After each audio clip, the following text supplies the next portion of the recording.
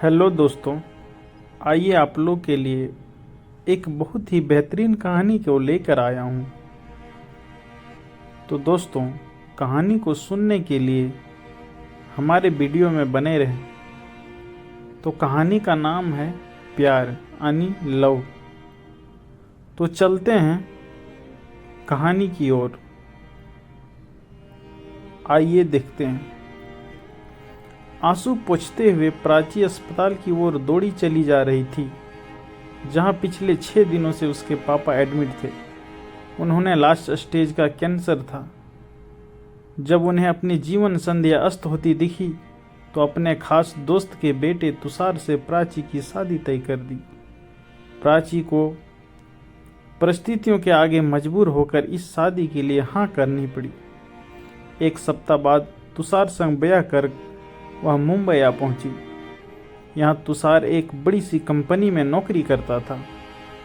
तुषार और प्राची स्वभाव में एक दूसरे से बिल्कुल अलग थे।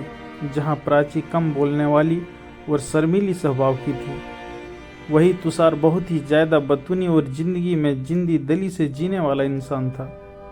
पहले वह ऑफिस के बाद अक्सर दोस्तों के संग पार्टी करता या घूमता निकल जाता, और शनिवार की रात को तो मूवी देखना फिक्स ही था।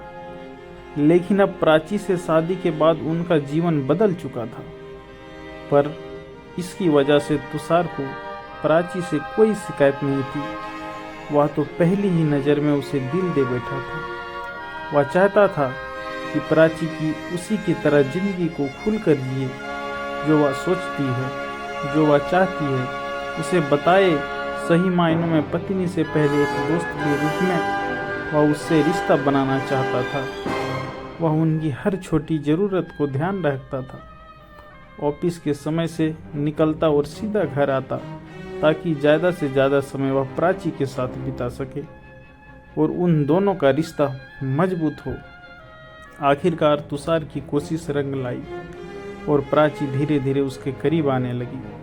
तुषार अब प्राची को और भी ज़्यादा चाहने लगा था। अब सही मायनों में दोनों पति पत्नी बन चुके थे। धीरे धीरे दोनों की शादी को 3 साल व्यस्त हो गए। उनकी बगिया में एक प्यारा सा फूल खिला, नन्ही सौम्या के रूप में।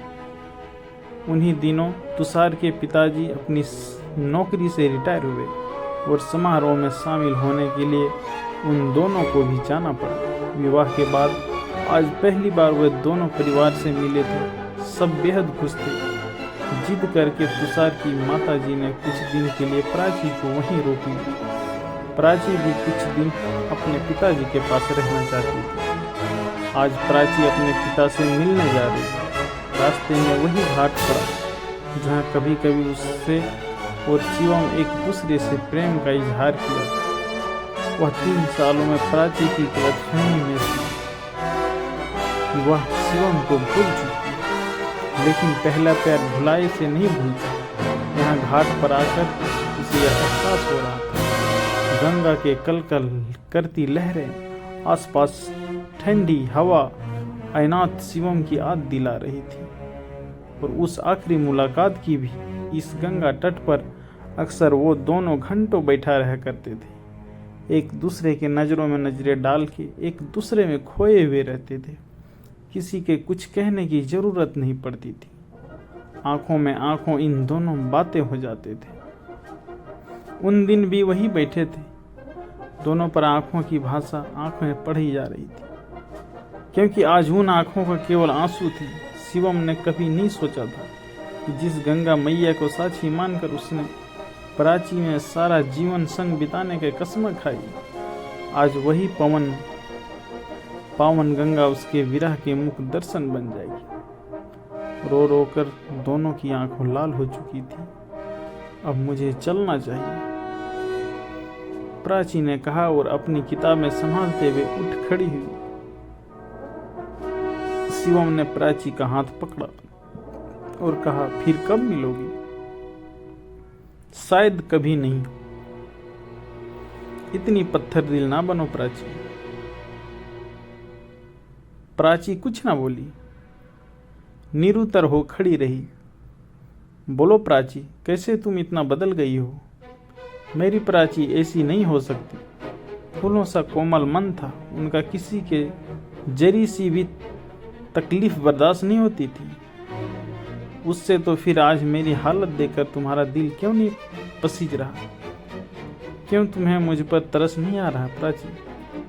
भला मैं कौन होता हूँ तुम पर तरस खाने वाली? मैं तो इतनी बदनसीब हूँ कि खुद पर भी तरस नहीं खा सकती। तो मना कर दो ना इस शादी के लिए, एक बार कह कर तो देखो। तुम कहो तो मैं बात करूँ तुम्हारे पापा से। नहीं शिवम, ऐसी भूल कर मत करना। मैं नहीं चाहती ऐसी मुसीबत समय में उनके जीवन में कोई भरोसा नहीं।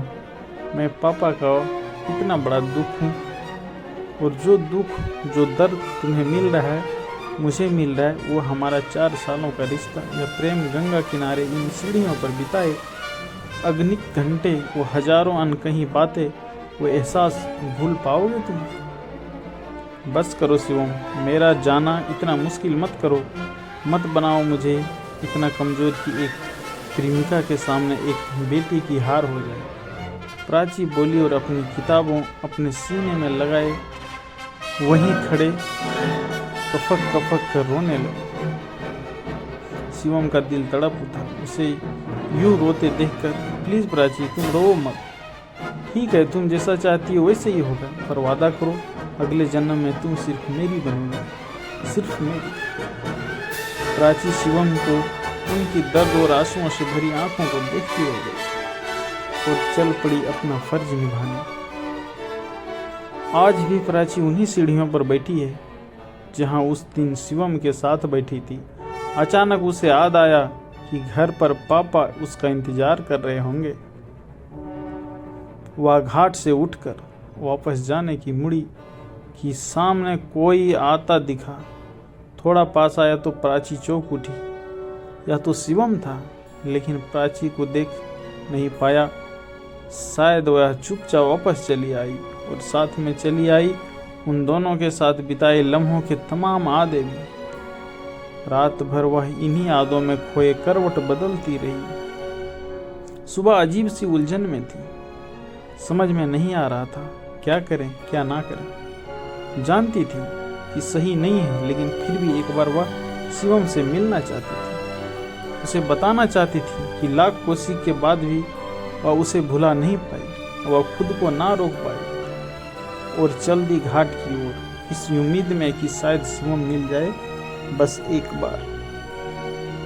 वह कार से उतरी, नजरें इधर उधर दौड़ाई, कहीं कोई दिखाई नहीं दे रहा था। मन थोड़ा सा उदास हो गया। भारी कदमों से वह घाट पर पहुंची तो सीढ़ियां पर बैठा एक शख्स पास पड़े पत्थर पानी में फेंक रहा था। आज भी वही आदत है ना तुम्हारी? तुम आ गई प्राची, मुझे यकीन था तुम जरूर आओगी। देखो, इसलिए मैं रोज यहाँ आकर तुम्हारा इंतजार करता था, और देखो आज मेरा इंतजार खत्म हुआ। क्या करती मैं तुम्हारे बिना? नहीं रह पाई और झट से जाकर शिवम के गले लगा लिया। दोनों ने कसकर एक दूसरे के गले में लगा लिया और बरसों से जमे आंसू पिघलाकर दोनों ने भाग गए। कुछ पल बाद प्राची ने अपनी आंखों से आंसू पोंछे और सामने से एक धुंधली सी छवि दिखाई दी। तुषार तुषार तुषार यहाँ। तुषार को देखते ही वह सकपका गई, जैसे उनसे कितना घिनौना अपराध हो गया हो। तुषार को पता चला तो इस कल्पना मात्र से ही वह पसीना पसीना हो गई। अचानक से उसकी तंद्री टूटी लगा जैसे किसी स्वप्न से जागी हो। शिवम अभी भी वहीं बैठा पानी में पत्थर फेंक रहा था। प्राची की रुलाई फूट पड़ी। दौड़ी दौड़ी वापस आई और कार में बैठ गई। मुझे माफ़ कर देना शिवम, एक छोटी सी मुलाकात भी ना दे पाई मैं तुम्हें। कितनी स्वार्थी हूँ ना मैं, पर जैसा वो हूँ तो तुम्हारी ही हूँ। प्यार करना, एहसानों का महसूस करना तुम ही ने ही सिखाया मुझे। तुम हमेशा मेरे दिल में, आत्मा में बसे रहोगे। तमाम चाहकर भी कभी तुम खुद से अलग नहीं कर पाओगे।